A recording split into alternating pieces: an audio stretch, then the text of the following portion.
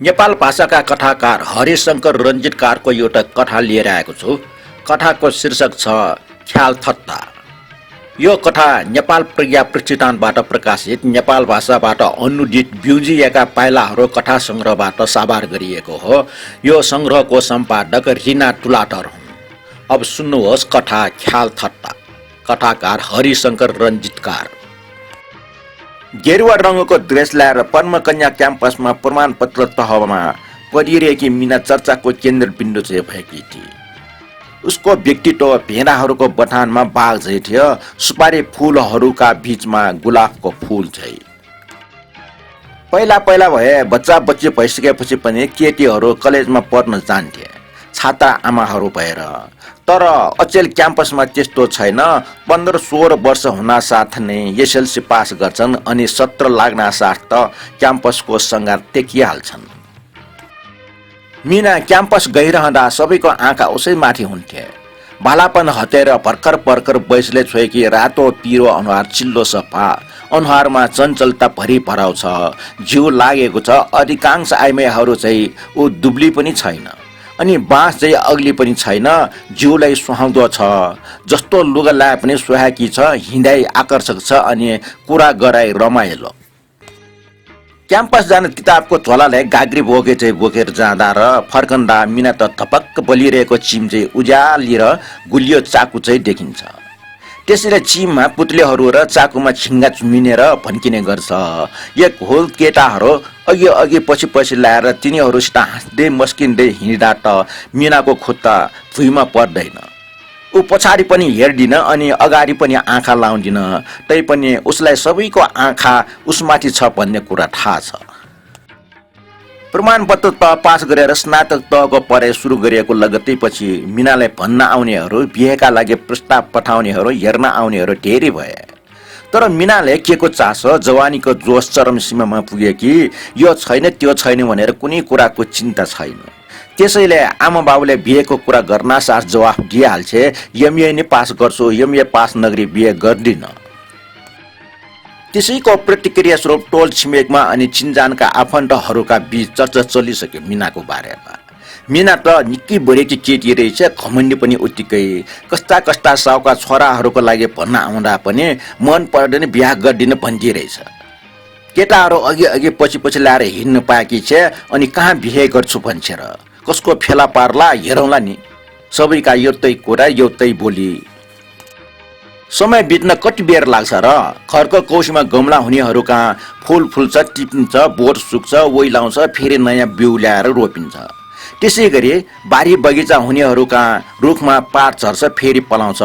दिन, महिना, वर्ष, 2 वर्ष गरेर बित्दै जान्छ। मिना स्नातक तह पास गरेर विश्वविद्यालयको सङ्घारमा पनि पुगी। अब मिनालाई कलेजमा चाहिँ गेरुवा पोसाक लाउने बाध्यता भएन। विश्वविद्यालयमा जान कहिले जिनको प्यान्ट, कहिले कतराइजको प्यान्ट लाउँछे। प्यान्टको खल्तीमा एउटा कापी भिरेकी हुन्छ। अब मिनाको फेसन चाल थाल हेर्दा उसको वयस सकिन लागेको होइन, छन् चर्न पो थाले जस्तो छ।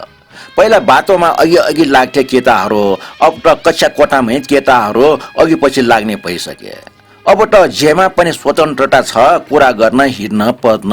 तर अब मिनामा पहिला जतिको चञ्चलता रहेन। जवानीको जोस बिस्तारै धमिलियो, प्रौढताले ठाउँ लियो, बौद्धिक चिन्तन र मनन थपियो। विश्वविद्यालयका विद्यार्थीहरू बीच पनि कम प्रतिस्पर्धा छैन। देशभरिका विद्यार्थीहरू आएर पढ्न बसेका छन्। छात्र र छात्राहरू दुवैको होस्टल भरि भराउँछ।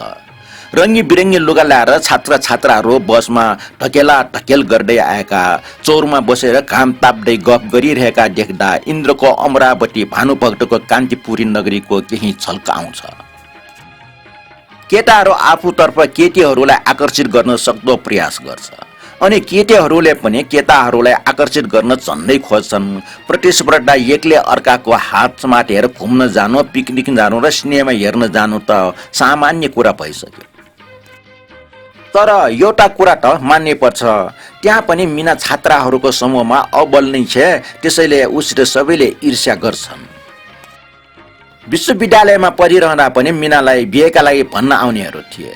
तर ऊ भने कस्तो केटो ठिक होला भनेर रोज्नेमै अल्मलिरहे। आफूभन्दा कम परेका र आफूभन्दा नराम्रोसित जाने कुरै भएन। यता आमा बाउ पनि प्रस्ताव ल्याउनेहरू 5 थरी हो कि 6 थरी हो भनेर खोजबिजमै अल्मलिरहे। छर छिमेकमा भने चियो चर्चा नै बढी। हेर मिना त फलाना केटोसँगै सिनेमा हेर्न गए कि, मिनालाई त फलाना केटाले राखे जस्तो छ। जसले जे भने पनि मिना आमाको तालिममा हुर्केकी केटी थिए।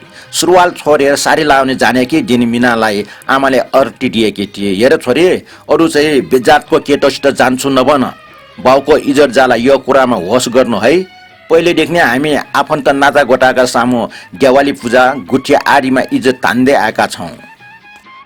त्यसैले मिनाले जति परे पनि जाने पनि अन्तर्जातीय बिहेलाई उसले प्रोत्साहन दिन सकिन, समर्थन गर्न सकिन।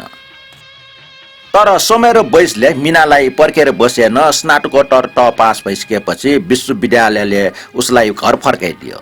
स्वच्छन्द र निश्चिन्त भएर यताउता दुलफिल गरिरहेकी मिना अब एक प्रकारले पिञ्जराको चरा जस्तै भई। घरमा के भइरहेछ, घर के हो भन्ने थाहा नपाएकी मिनाले अब घरमा बस्नु परेपछि बल्ल सबै कुरा बिस्तारै बुझ्न थाली। बाबु कुनै मन्त्रालयको सहसचिव बिहान अफिसको गाडी लिन आउँछ अनि साँझ पुर्याउन आउँछ। आमा चाहिँ घर धन्दा र बत्ती काट्ने काममै व्यस्त। दाजु क्याम्पसको लेक्चरर, उसलाई घरमा बस्ने फुर्सद छैन। दाजुको छोराछोरीमा ठुलो चाहिँ माध्यमिक तहमा अनि सानो चाहिँ नर्सरी र प्राइमरी स्कुलमा पढ्छन्। भाउजूलाई बच्चाहरू स्कुल पुर्याउने र लिन जाने कामबाटै फुर्सद नहुने। मतान तल्लाको कोठा बाहिरबाट आएर कलेज पढ्न बसेको केटोलाई भाँडामा दिएको छ। केटो पाल्पातिरको नेवार भए पनि नेवारी राम्रै बोल्न नजाने। त्यसमाथि काठमाडौँकाले गिजाउला भनेर नेवारी बोल्न धक मान्छन्। भविष्यको बारेमा सोच्दा सोच्दै मिनालाई कहाली लागेर आउँछ। अनकन्टार बाटो अनि आफू एक्लै कसरी पार लाग्ने होला त्यो बाटो। दाजुले क्याम्पसमा सहायक लेक्चररको जागिर खाने प्रस्ताव ल्याएको थियो, तर मिनाले पढाउने इच्छा भएन। एक नासले कराइरहनु पर्ने लेक्चररको वाक्क लाग्ने दिनचर्या उसलाई मन लागेन। एक त कोक्रो सुक्ने गरी कराउनु पर्ने, त्यसमाथि अचेलका उच्छृङ्खल छात्र छात्रालाई तह लगाउन गाह्रो हुने। एक त उसैलाई जागिर खाने मन छैन, त्यसमाथि बाउ पनि जागिर खुवाउने नरुचाउने। आफ्नो काम केही नभएपछि घरको काममा सघाउने सोची मिनाले। अब उसले भाउजूका ससाना छोराछोरीलाई स्कुलमा पुर्याउने र लिन जाने काम गर्न थाली। एक दिन स्कुलबाट बच्चाहरू लिएर आइरहँदा भाँडामा बस्ने केटोसित भर्याङ्नी र जम्का भेट भयो। आँखा जुटेपछि किन हो मिना नबोली बस्न सकिन। क्याम्पसबाट चाँडो आउनु भएछ नि।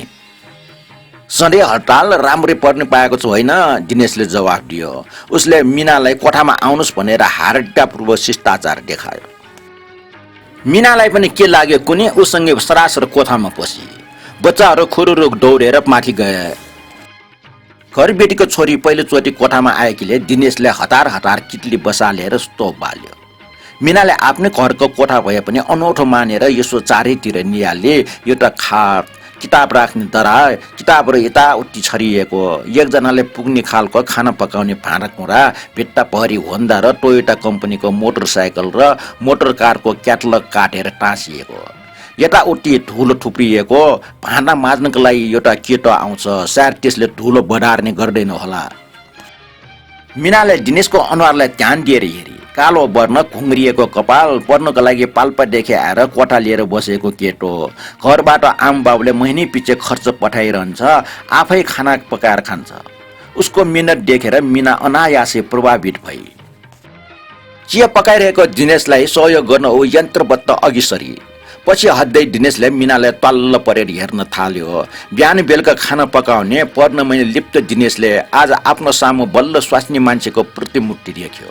नारीको रूप सौन्दर्य बारे उनले जति साहित्यिक किताबहरूमा पढेको थियो, आज ती सब आँखा सामु जीवन्त भएको देख्यो। दुवैको मनमा अब म त यो विशाल संसारमा एक्लो रहन्छु भन्ने भाव जाग्यो। दुईजना बीच परिचय नभएसम्म मात्र पराई बोध हुने हो। परिचय भइसकेपछि घनिष्ठता र मित्रताको सम्बन्ध विकसित हुँदै जानु स्वाभाविक नै हो। अब मिना र दिनेशको बीचमा कुराकानी हुन थाल्यो। मिना दिनेशलाई अध्ययनको बारेमा आफ्ना अनुभवहरू सुनाउँछ, त्यसै गरी दिनेशले पनि पाल्पाको र आफ्ना घर परिवार बारे सुनाउँछ। दिनेश एक्लो छोरा, दुईटै बहिनी त्यहीँकै स्थानीय स्कुलमा पढ्छन्। आमा बाबुको कपडा पसल बजारमा ठुलै घर छ, खान लाउन खासै दुःख छैन। अब मिनालाई दाजुका छोराछोरीलाई स्कुलमा पुर्याउनु र ल्याउने काम मन पर्न छोड्यो।